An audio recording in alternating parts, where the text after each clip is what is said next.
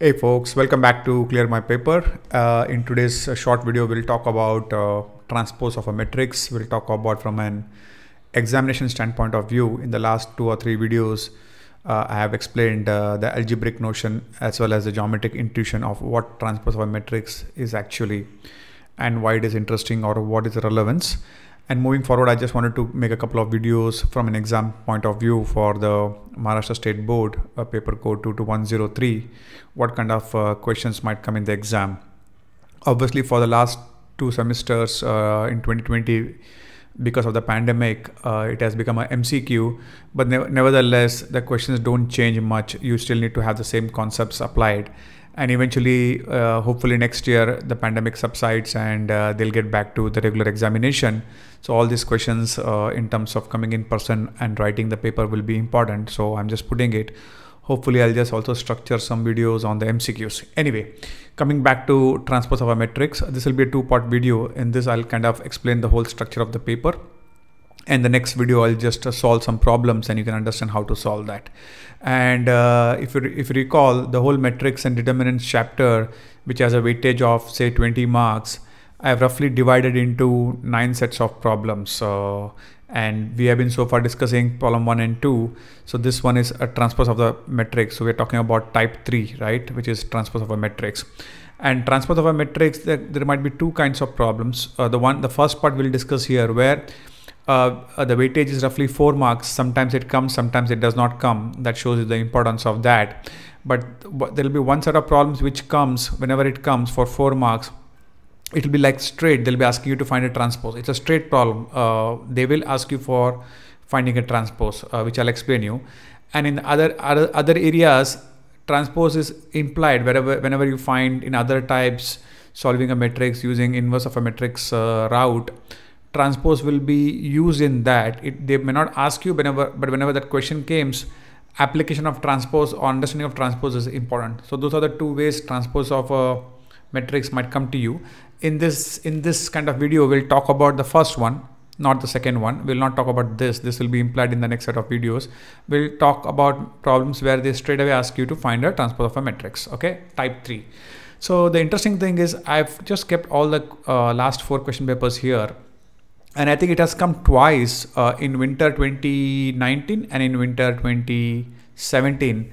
And interestingly, it has come in both the winter semesters. It has come in question number 4A. I don't know what is this thing. I think this guy just copy and paste it. Question number 4A for 4 marks in both the semesters. And if you see here, right, this is what they're asking. Like I explained, A when they raise to t, it's not a power, but it's like the denotion, it's transpose, or they can write it A to kind of single quote or a prime also. So they're clearly asking you, they're giving you 2 matrices and asking you to verify that AB transpose is equal to B transpose multiplied by A transpose. That's what I meant about straight problems, right? When I talked about straight problems, they will give you a question and straight away ask you to find a transpose, right? This is one example. And the other example that has come in winter 2017, I believe, which was the first syllabus post the syllabus change for this particular paper code. Over here, like I said, again, it's question number 4A for 4 marks. And they have asked it here, like verify that AB, the transpose of this product is equal to the transpose of the products in the reverse order, individual matrices. We'll talk about that. So these questions have come 2 times, and that's kind of the importance of that.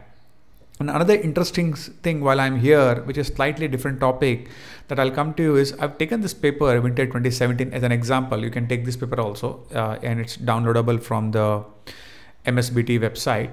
So I've copied the paper here, right? Typically, if you see the paper, whenever, like I said, after pandemic, whenever the MCQ model goes away, again, they'll hopefully reinstate this model.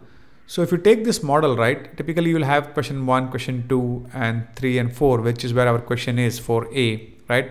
What I wanted to highlight, which I'll be highlighting in a different video exclusively, but what I wanted to highlight is question number 3 and 4 are very important and interesting in the way that regardless of what's your goal in the exam, whether you want to clear your paper or you want to get good marks, you should always start your answer sheet or answering the questions by choosing either question 3 or question 4 to start with, and you should not worry about question 1 and 2 and all those things, because these are time consuming and there is no way to secure your marks. So always start with question 3 or question 4 to start with in that sequence. For example, if you take question 3, then you should jump to question 4 to solve it completely, or you should take question 4 and then jump into question 3 and answer this thing, which is roughly 12 plus 12, 24 marks that you can get these two segments. And another interesting about these three questions, or question number 3 and 4, or these two segments, is if you see the question number 3 segment, right, attempt any 3 of the following. So there are 4 questions and you have to attempt 3. In question 4, there are 5 questions and you have to attempt 3. The weightage is still the same. But question 3, the beauty is it's 100% focused on trigonometry, 100%, right?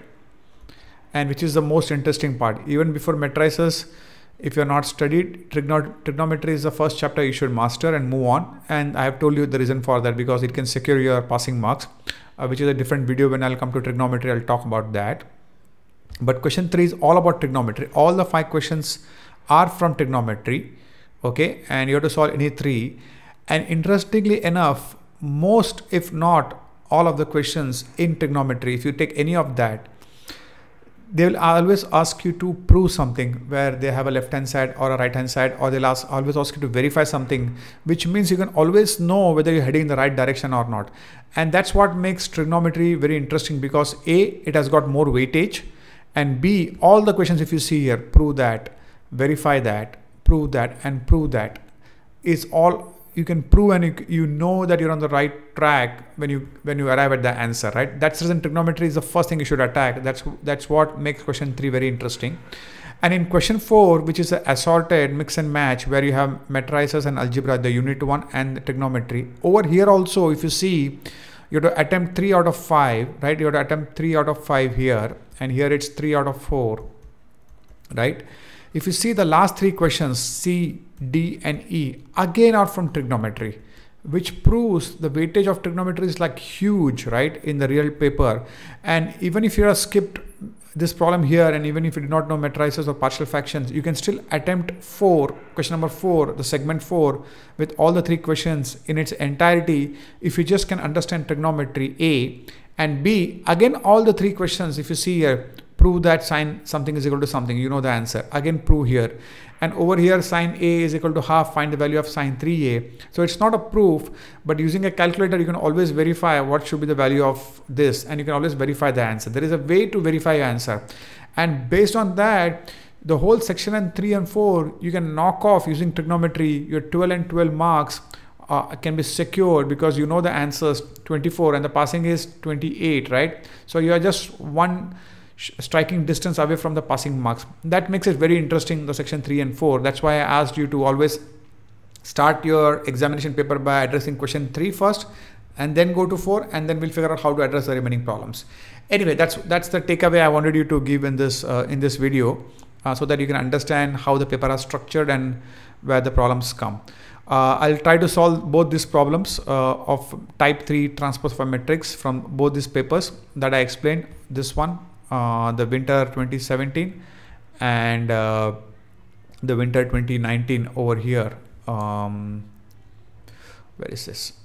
Okay, over here. I'll solve both these problems in a different video, and then you can understand how to understand the tips and tricks and how should you think about solving. So stay tuned, guys. Coming more on the next video on the actual solving of this problem. I'll see you in the next video. Thank you.